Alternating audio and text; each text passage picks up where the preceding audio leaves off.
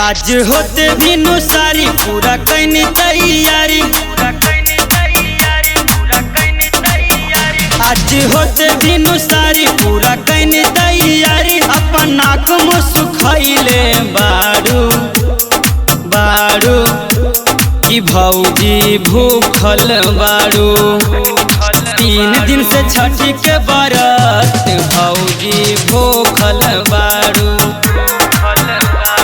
3 दिन के छठी के बरत भौजी भूखल बारू।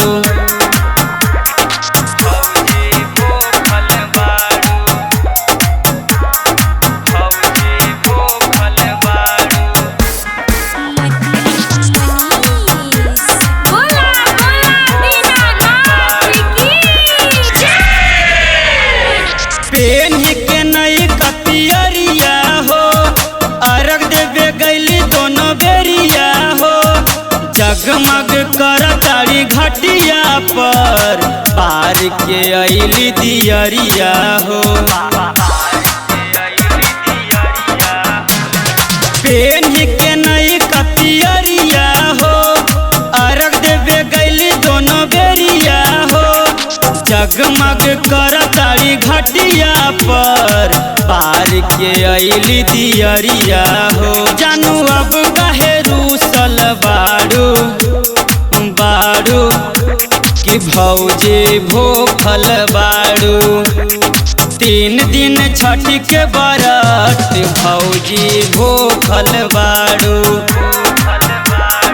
3 दिन छठी के बरत भौजी भूखल बारू।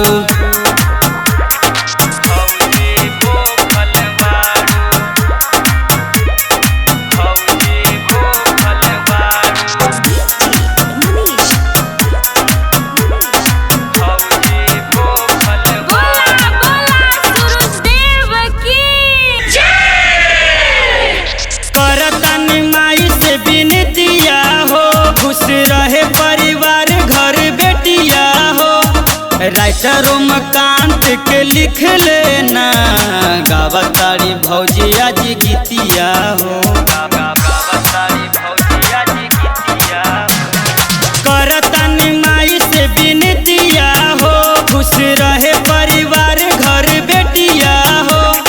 राइटर उमाकांत के लिख लेना गावतारी भौजी आज गीतिया हो।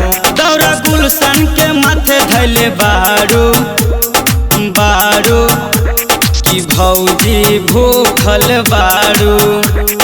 3 दिन छठी के बरत भौजी भूखल बारू। 3 दिन छठी के बरत भौजी भूखल बारू।